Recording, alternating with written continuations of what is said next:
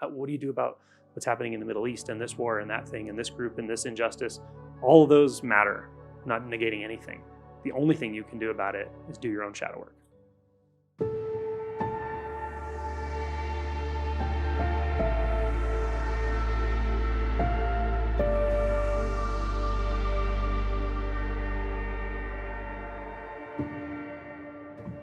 So the second portion is called presence as shadow. Coming out of that honeymoon period, it can be rather surprising how much shadow material comes in, and so forth. And some of the ways to work with shadow are what I was just talking about, reminding yourself of that infinite nature of consciousness. That's helpful. Always helpful. Keep sitting.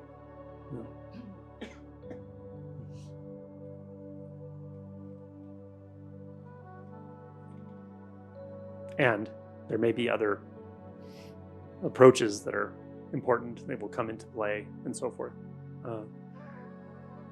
One thing I often find myself saying to people when they're really kind of in distress, and this is all very paradoxical. So anyone who's had an awakening, who's gone through the honeymoon and then started experiencing shadow knows what I mean by this. But it's paradoxical in the sense that now you actually feel pain more directly, right? Which that's not fair, right? I had an awakening. Everything's unbound consciousness. Everything's the totality. Why am I feeling fear more directly than I've ever felt it before? It's not that funny, I know, but it's kind of funny. When you're going through it, it's not funny. And it's paradoxical, though, because at the same time, you're directly in contact with and aware of what it is that's allowing that directness. And it is the consciousness. It is the expansion, right? You're demolishing boundaries. When you demolish boundaries, anything that was suppressed by boundaries, emotional boundaries, repressed, and so forth, suddenly comes up. Finally, it has a stage. It has a door to knock on. Maybe it's been knocking the whole time, you just couldn't hear it because of all the thoughts, right? Now you can hear it and you can't help but open the door. So yeah, it can be surprising. You feel things more directly. It's also episodic, meaning you may feel periods of profound clarity and peace, and then all of a sudden it's like, whew, heavy contraction, lots of intensity, emotion, shame, guilt, fear, anger, trauma comes up, all this stuff, right? This is where maybe, I don't know, but I get comments on my videos saying this, that the way I talk about this stuff does depart from many other teachers, in that I really highlight the shadow stuff because it's just doing people a disservice not to. Don't ignore it. It's just a bad idea. Don't intellectualize consciousness. You won't realize you're doing it always. Oh no, everything's consciousness. Everything's bliss. Is that your direct insight right now, or are you using it to bypass? If you turn that into a mental construct, feel what you need to feel. Learn to go to the body. Somatic, experience close. It's really important. Yeah, there are many ways people ignore it. I've done all of them myself. Any fixation I talk about, I've had it. It's some form or another. And we all will touch into these types of fixations, So distractions, habits, bypassing, addictions, you name your favorite distraction. They're everywhere, right? Social media, endlessly, all kinds of things. Shopping, arguments, spiritual conversations even can, start to become distractions, all kinds of things. So yeah, distraction will become more and more obvious to you as this deepens as well. You'll be less inclined to go unconscious voluntarily through distractions, which kind of also, it's like it feels uncomfortable, like to realize, wow, I can't really run anymore. Right? I can't really run away from myself anymore. I have to feel this. I have to work through this some way or another. Adyashanti often has called it redemptive love. Like you will feel this. There's no choice. It's true, and it's good. This is where the rubber meets the road. By the way, this is what really matters about realization. Because this is what reduces violence. This is where we really get under the deep fixations that we share that allow us to go unconscious enough that when there's a collective fear in a group of people, that group of people can do really bad things. And the only way you're going to get under that is not through the group, not through shaking your fist at the world or the government or a group or any of it. The only way you're going to end violent. And there's another question I get a lot. What do you do about what's happening in the Middle East and this war and that thing and this group and this injustice? All of those matter, not negating anything. The only thing you can do about it is do your own shadow work. End of story. That's my true belief, actually. You know, sure, there are practical things in life, and if that's your vocation to do advocacy or something, that's all wonderful stuff. But if you really want to get under the fundamental fixations that live in human consciousness, that are just waiting for the right conditions to activate and cause significant amounts of violence and harm. Many of us in this room have had that harm done to us when we were children, growing up. You know, you want to get under that, you have to do it through your own conduit, your own shadow. So this is good work. This is good work. It's not easy work. Zen is all about this. That's what I love about Zen, at least in the chants and the liturgy and the bodhisattva vows and all that. Greed, hatred, and ignorance rise endlessly. I vow to abandon them. It's a tall order. It's not easy work. It's hard work, one way or another.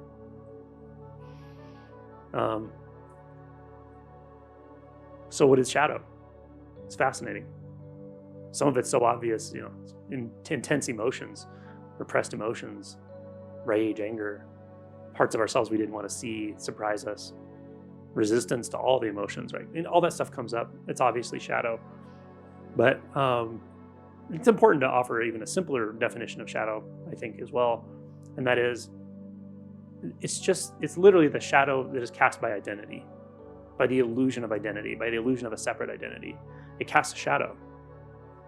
It makes it such that there's certain things we don't see. That's why I talk about unconsciousness, becoming unconscious, going unconscious. And the reason I wanted to sort of define it that way, at least in part, is that it makes it manageable, right? It gives us a simple task, and it can help us to approach this through vulnerability and surrender. What am I not seeing? What am I not wanting to see? What am I not wanting to feel here? Right? What is hidden from me? What am I hiding from myself? Just being open to those questions is huge. If you really want to go hard, then what you do is you say, I want to feel what I don't want to feel. I want to see what I don't want to see. You ask that of yourself and you mean it, just be ready. Right? Because everything's going to be revealed if you're willing to have everything revealed. So shadow is about vulnerability, and as I said, it's work of some kind. There really are more and more very good, readily available modalities to work through shadow stuff, and that's great. Actually, it's awesome. I love it. Somatic modalities, simple ones, TRE, things that don't require a facilitator. Although TRE can be dialed in with a facilitator as well if you're finding blocks and so forth. But all kinds of therapy modalities, EMDR, internal family systems, Gestalt, good circling, T group. In Denver, we have a couple of T groups that have really good authentic relating that's very direct, somatic, present, not thought-based at all. There's like so many modalities now, and that's really cool. It's really great. These are really going to be supportive of you when you're moving through shadow.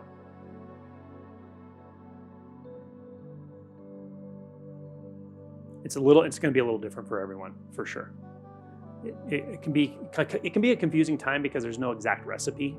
You know, I can't tell you, do this kind of therapy, this kind of practice, this kind of, and that'll work for you. It probably will do something, but you'll find what clicks for you. So I do recommend people try different things, be open to different modalities, experiment a little bit. just because I've seen it's just so different for everyone. I've seen like people describe like nearly miraculous things with TRE, and I believe them. And I've also seen people do TRE and didn't really do much for them at all. So it's just different for everybody. TRE is trauma releasing exercise. Yeah, it's a trembling exercise. If anyone's interested in it, I did a video. I interviewed the guy who characterized it. His name is David Berselli. It was one of my most fascinating interviews I've ever done. It was so cool because of his history, actually. This guy has incredible life, incredible human being. Met Mother Teresa sitting in a church and kind of told a story about that. And he wasn't like in that order or anything, but he just has just really wild stories, and how he elucidated this is very cool. And he's a deeply, deeply compassionate human being. So anyway, that's TRE. But I've never seen anything that's a one size fits all. I really haven't.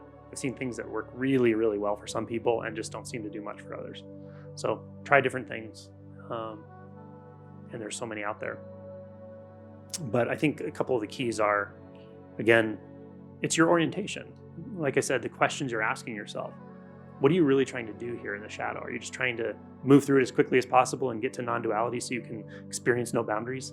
Like, trust me, that can happen when you haven't done shadow work, and you don't want that. You don't want to experience, you do not want to experience reality with no boundaries at all, and you have not done your shadow work. It's fucking terrifying. You don't want to experience that. It can be. It can be really, really difficult to move through that. It's not common, but it does happen to some people. So when there's a heavy shadow burden, when there's a heavy trauma burden. So trust this process to propagate itself, so you don't need to push too hard on deeper insights. You can work on, reactivity. You can do non-dual contemplations. All that stuff is fine, but just know, like, if there's a lot of shadow stuff coming up, you've had a lot of trauma and haven't really fully dealt with it. Just do it now, because later you will not have a choice and it won't be pretty. Yeah. So yeah, there's that side of like pushing too hard, and there's the other side of just total bypassing, like pretending there's nothing there, there's nothing to do, there's no one to do it. That works great for first awakening, by the way. That kind of pointing, right? Like let go, like realize that the seeker is really just a thought. The seeker will never get what it wants, like all that kind of thing. It's like a sort of Papaji approach in a way. Works great for first awakening, but if you try to apply that to shadow, that's a mistake. I really think that's a big mistake. Yeah. So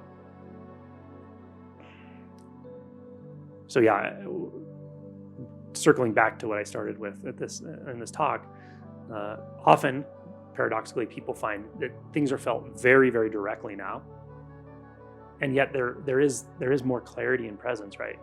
And so sometimes someone will come to me and say, or just in a conversation, like, this is so intense, like, what, this is too much, like, I can't handle this, and what is this? Why is this here? This kind of resistance pattern or whatever it is.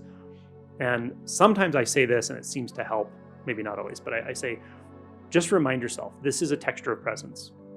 Presence has infinite textures. It does have it has the texture of consciousness. It does, for sure. It has the texture of oceanic consciousness. But right now it has the texture of intense suffering, maybe fear, resistance, whatever's there. That is also presence. That's where we're moving. That's where we're going. That's the conduit to deeper realization. Whatever's appearing right now, that's it. You don't need anything more than that. And you don't need to get rid of it. And there's nothing better outside of this. No matter what you're feeling, there's nothing better outside of this, because there is no outside of this. This is where we're going. This is non-duality, but there's nothing outside of this. So it's to think there's something better is a thought. There's nothing better, there's nothing worse. This is what's happening. This is what you got. This is what you get. It's okay. It doesn't feel okay, it can still be okay. And if you have the ability to really directly access it somatically, meaning just fully feel it, without a lot of narratives, maybe without any narratives, thoughts, labels, that is good work. That is good work. It may not do everything, but it's good work. So if all else either fails in the moment, or you don't have access to other modalities, or you don't know what to do, or you're confused, just feel what there is to feel. Go right to the body, go right to the sensation. That's good work. Your mind won't think it's good work. Your mind will be like, oh, I got to do something. Who should I call? Should I call my therapist? Should I do this? Should I, what? Should I meditate? I need to meditate more. Just feel it. It's okay. Just feel it. Where is it? Locate it. Then put your attention into it. Then see, what is this like without a body map? What is this like without boundaries? It's just this. It's okay that it's there.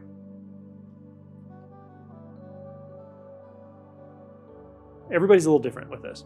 Some people have more access, maybe I'd say, to direct experience than others in the shadow material, or moving through the shadow stuff.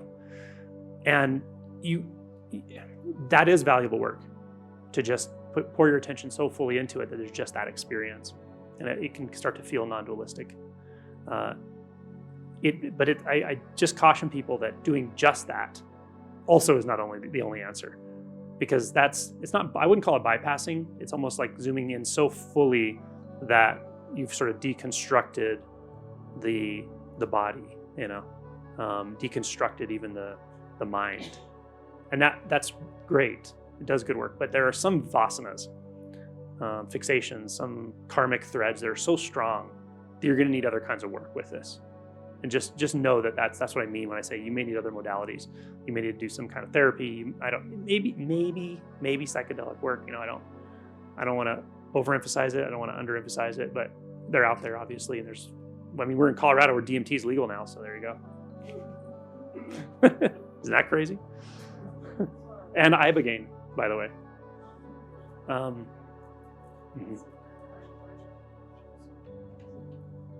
So everybody's like, wait a minute, what? How long am I here? What do I have scheduled for tomorrow?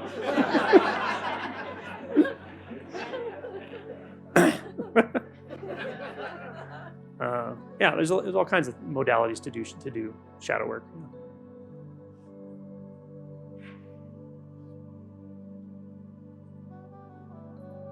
So when there's something that's really like recurrent in your life, a cycle that just keeps repeating itself, something that feels really, really stuck, really deep, you're not getting relief from it through meditating with consciousness or zooming so fully into the body sensations that there's no body.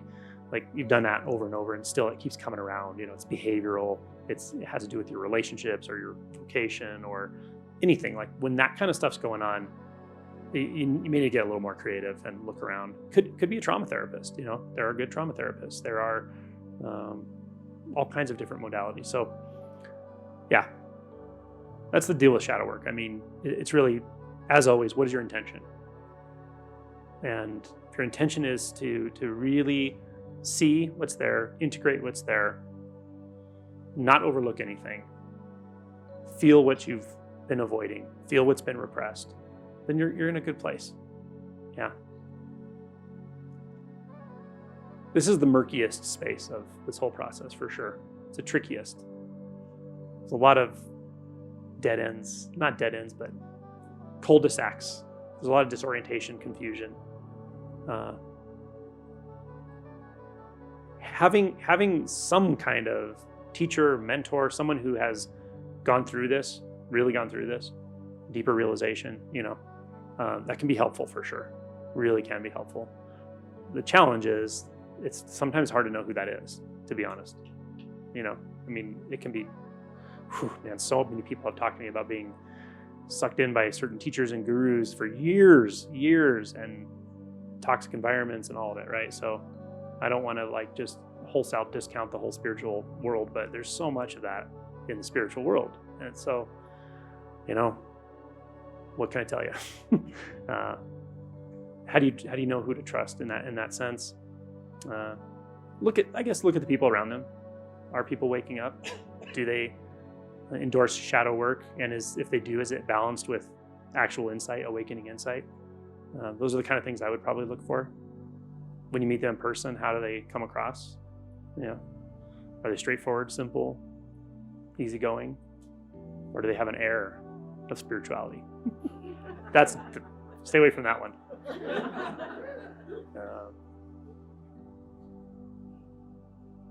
And it's just the regular human litmus test. Do they treat people well, right? Very important. If they're doing things that look abusive to people, but they're doing it under the guise of spiritual means or something, that's not what they're doing. They're just being an asshole. Really. So, so that's valuable as well. A mentor, somebody who has walked this path before you. But again, you got to figure out your own concoction here. Retreats are always good for this too. Retreats are really good for shadow work, I think. Silent retreats, Zen retreats, because you can't run from anything really. When you're in silence, when you're sitting, they said, was it Bodhidharma that faced the wall for 8 years? I think it's Bodhidharma. You're facing the wall, but you're also facing yourself. It's the same thing. And there's something about silence that really does help to illuminate certain fixations we have around others, around attachment to certain kinds of conversational styles or interactions, or looking for validation or giving validation or people pleasing. Like all that stuff's going to come up into your face when you're silent for several days. So silent retreats can be helpful as well in the shadow space. But to go back to the title of this talk, reminding yourself that presence as shadow is also presence, right? It's all presence. In my book, the correlation would be, for anyone who's read it, when I talk about realizing the whole moon on the surface of the pond, when you suddenly see it in its totality, that's essentially like the kind of correlation would be recognizing the oceanic nature of consciousness, the wholeness of consciousness, right? Because before you were identified with one of the fractured pieces of the moon shooting across the top of the water because of the conditions. When the conditions are right and the moon settles into one whole body, all of a sudden it's that you know that unified experience and you know it as truth. But then that's not as far as it goes, right? It goes deeper than that. The next thing you realize is like, well, why do I see the moon? Because you hadn't even looked into the sky yet. So like, what is that? And you realize, oh, there's actually, the surface is actually reflective. That's allowing the moon to be seen at all, right? So this is when you realize the reflective nature of consciousness. And you can start to ask, well, what is it actually reflecting, right? This is why presence can be experienced as consciousness, and it can also be experienced as brilliant emptiness.